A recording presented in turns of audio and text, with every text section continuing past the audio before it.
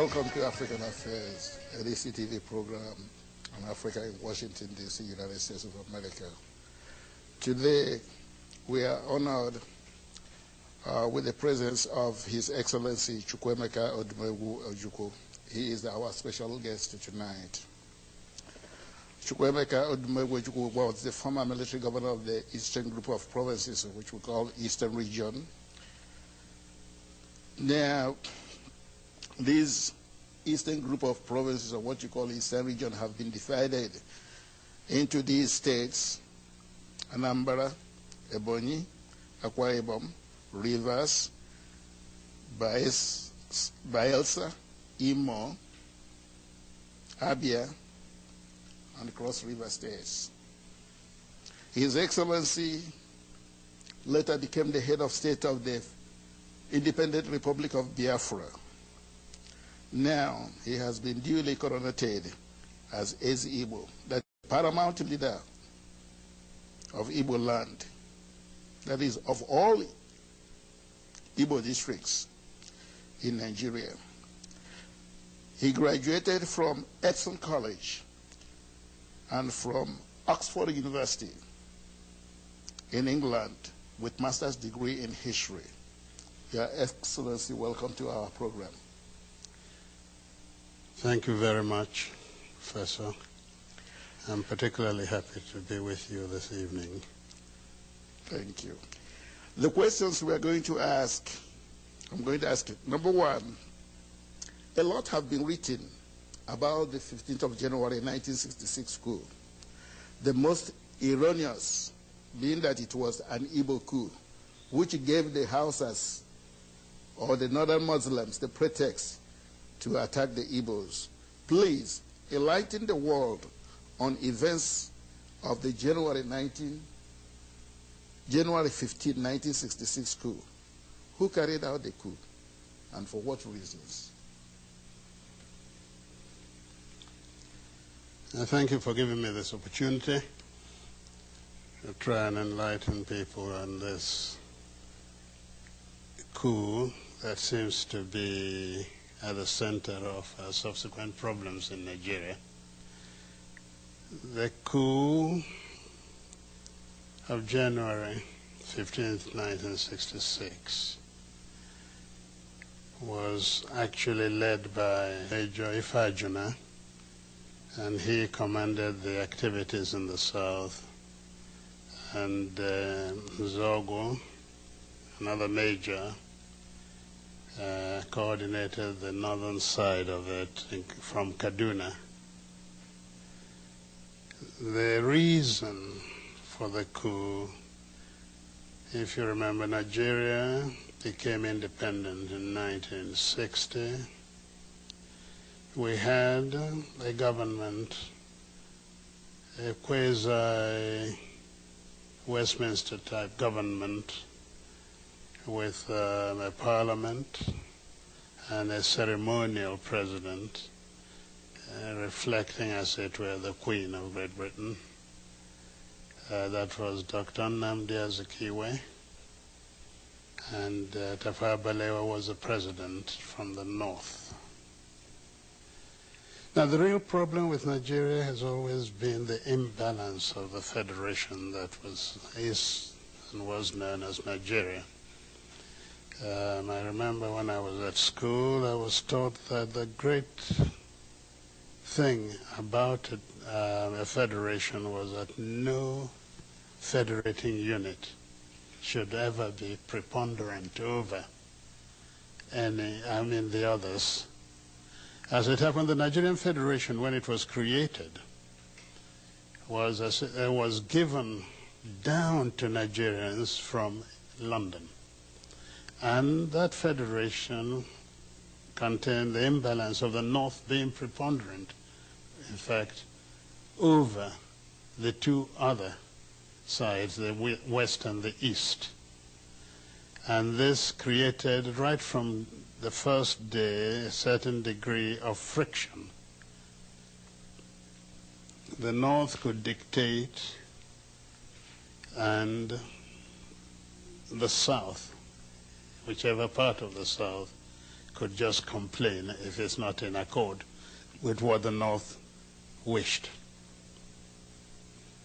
The first few years of independence were not too bad, but there were a lot of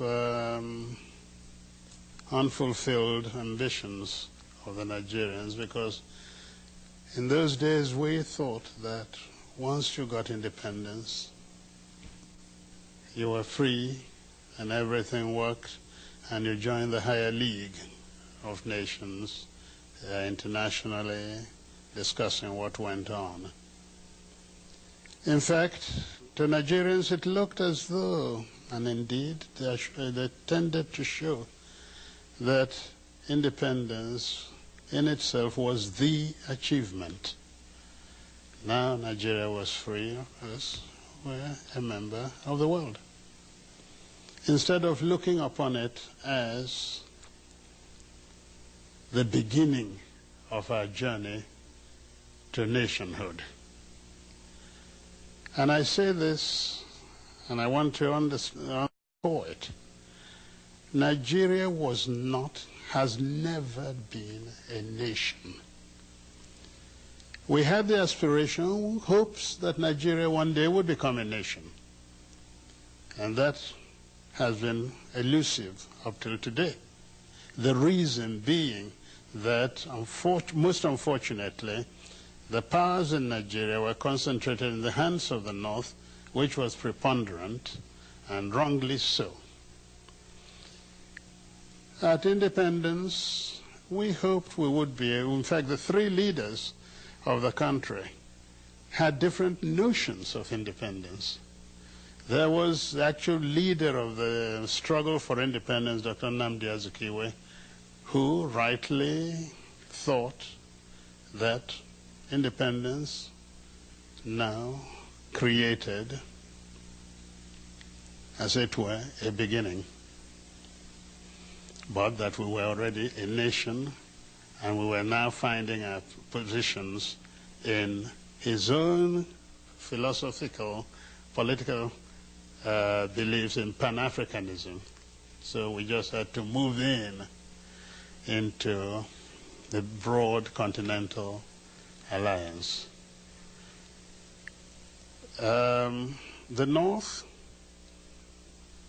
under the Sultanate of Sokoto, whose agent was the Prime Minister Tafawa Balewa, felt that the Nigerian nation one had to tread very slowly, because he saw and they saw a great deal of inequities in Nigeria, and perhaps the most important then was the level of education between the North and the South.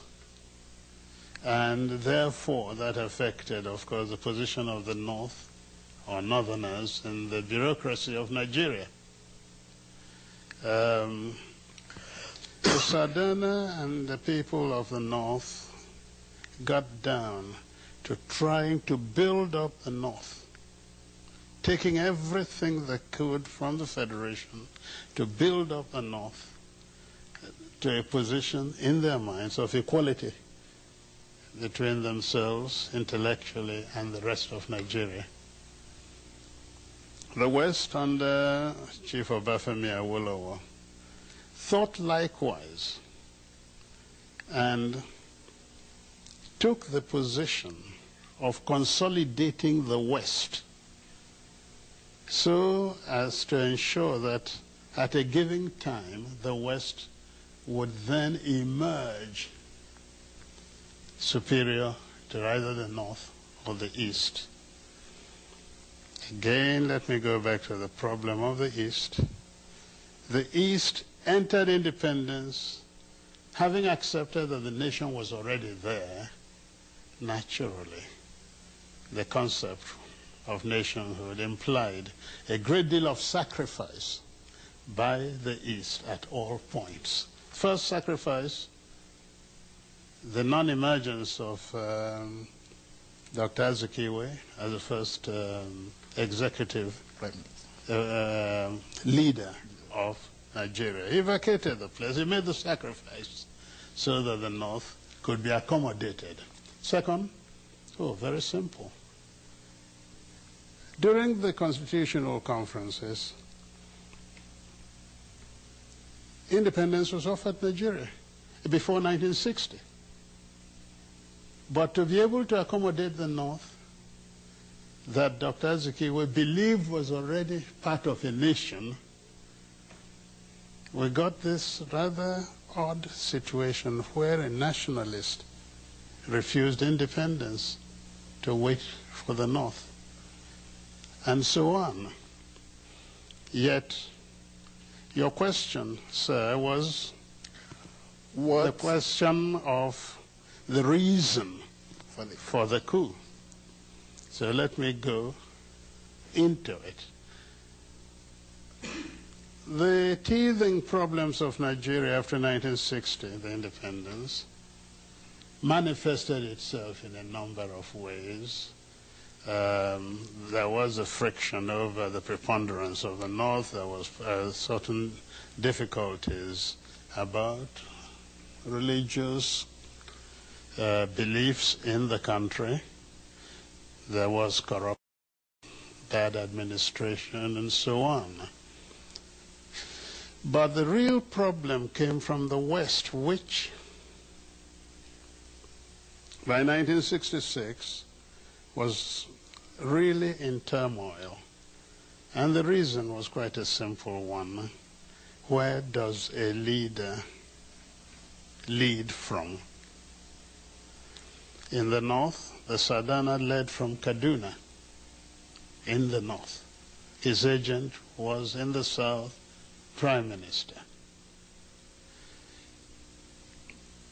Awolowo for the West believed his position was better and he would be have greater effect on Nigeria if he ruled from the Federation. So he looked towards Lagos. And his deputy, Akintola, he was quite prepared to leave the West too. What a funny thing happened during the election. A funny thing happened. Dr. Azikiwe, who also opted for the Federation, won the election in the West. And it now looked as though an Igbo man was ruling in the East, ruling in the Midwest, and about to rule in the West. And this was not acceptable to the West. We started our problems there because overnight the victory of the NCNC in the West was nullified by a number of Yorubas crossing from the government to the opposition side and creating a new government. And this actually is at the foundation of the distrust between the Igbos still now and the Yorubas. Law and order broke down in the West after the second election. There was so much rigging. In fact, BBC had this rather wonderful statement. It said that men became pregnant overnight with votes. Because, you know, we wear these huge robes and you can stuff as many ballot papers inside them. And as a result of that, and because by then Awolowo was in jail for treasonable felony, it was felt that the North used its powers to ensure that Akintola, who became their stooge, won the election. It became very dangerous to travel around the streets of Lagos or the West, anywhere, That's when they started throwing acid at people in the streets, in your car, the phenomenon known as wet year. That is wet in wet year. Throwing acid on people. And it was to halt this, actually, that the military was pulled out of barracks to help stabilize the situation. And this went on. We were not moving anywhere. The countries were becoming independent. We were seeing Julius Nyerere creating personality in Africa, Nkrumah there, and so on. Nigeria is big, and with all the promise of independence, was clearly doing nothing. It was then that a group of young officers. Now let's get it straight. The young officers had within Igbos, Yorubas, and Hausas. The way the Nigerian army was structured, you could not escape a preponderance of Igbo officers. And these were at the middle level because they were essentially majors. By then I was a lieutenant colonel, so I wasn't part of it. I was then commanding a battalion in Kano. The coup ostensibly, because I later found out that the whole aim of the coup was to halt this apparent drift in Nigeria. But significantly, you know what they wanted to do?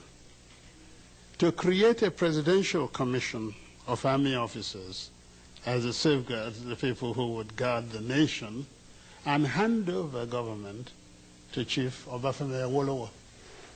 The idea was to release him from prison, make him prime minister, and in the hope that Nigeria would become a better place. That is actually how. So it was really the Yorubas and their leader that were going to benefit. Oh, absolutely. From the coup, not the insinuation that it was an Igbo coup. No, certainly not. Okay. Certainly. Your Excellency, we have And not only that, and I think because a lot of things have been said about this. Yes.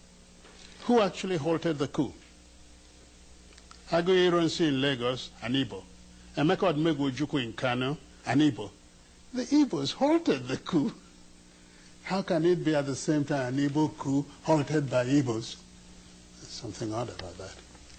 Thank you, Your Excellency. The next question is, on May 29th, July 29th, September 29th, 1966, genocide was committed against the Igbos. Will you let the world, through this medium, know the extent of this genocide? We know you established the Ojukwu Commission that looked into these genocidal acts. What were his findings, some of them that you can let the world know? Well, that's no doubt. I mean, the findings, the report. Okay, the report. The report is available, can be bought by anyone. It's been circulated all over Nigeria.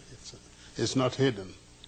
The first massacre of Igbos in the north, we could, in that report, it was stated that the first coup was 50,000. Then, later in the same year, the universal massacre that took place across the whole of Nigeria, including the north and parts of the west, we're talking in terms of 700,000 killed. So if its figures we're looking into, certainly they were very heavy. But when we're talking of genocide, it's intent that really matters. What was the aim of that? And it was very simple, and the language might make people shudder or remember. It was to impose the final solution to the Igbo problem in Nigeria. That is, when there are no more Igbos in Nigeria, then there will be no problem. I think if one thinks back, sometime you will know who used that term, referring to who. Was the element of religion involved? There are three areas that came together.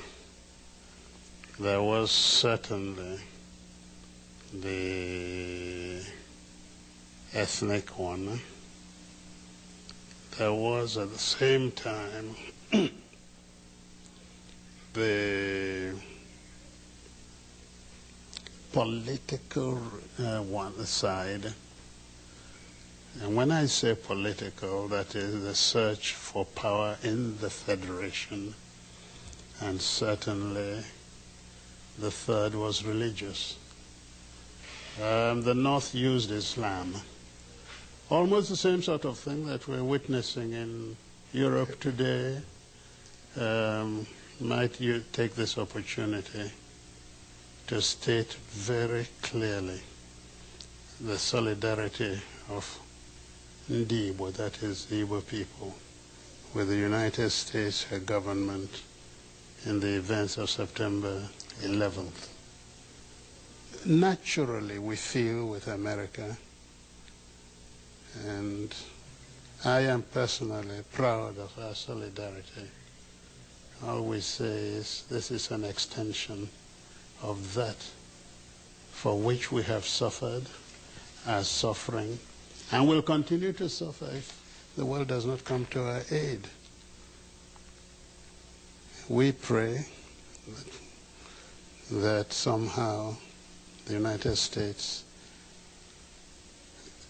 gets out of this. We are sure anyway that she will vanquish the enemy. But I would like her also to remember that in her pain we showed solidarity. Yeah, that's AZ was speaking on behalf of all Igbos everywhere. The sympathy is with the United States because of the events of September 11, 2001. The final question, we have about 2 minutes, Your Excellency. When the Igbos, through the Consultative Assembly, mandated you to declare the Igbo land the sovereign and independent state of Biafra, Nigeria declared war on the young republic. Why would we call this war the war of genocide? The world would like to know again through this medium why the war was called war of genocide against the Igbos.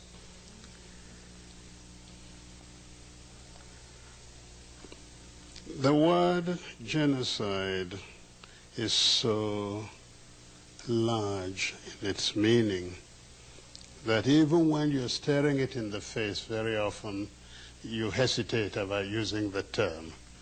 But actually the Biafran problem was nothing except being genocidal. There was no distinction. The mere fact that you were an Easterner in those days labeled you fit only for one thing, death, and death at the hands of the Nigerian authorities.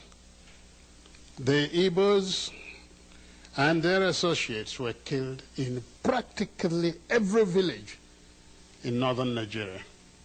They were killed in many places in western Nigeria. They were in Lagos, even on Kata Bridge, the very center of Lagos. People were looked at and thought, oh, this looked an Igbo, and killed.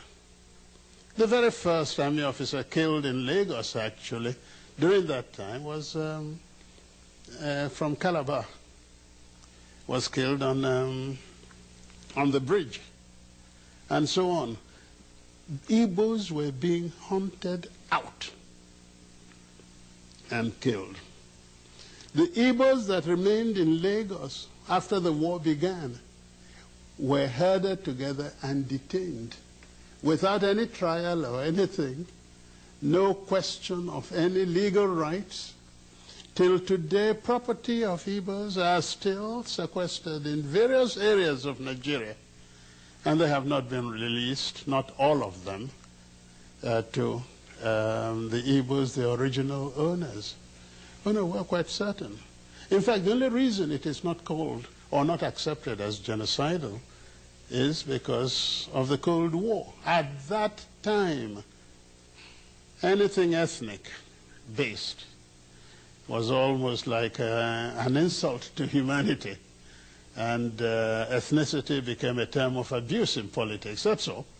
If it were today, certainly, what happened in Nigeria is much, much worse than what you have seen of Rwanda, not to talk about Eastern Europe. Your Excellency, we have come to the end of the program. Thank you for your time.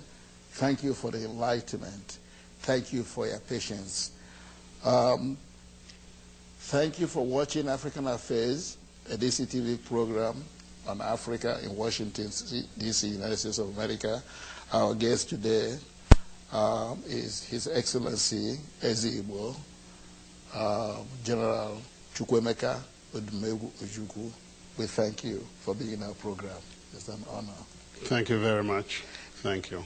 Now you can relax and watch African music video. Thank you again for watching.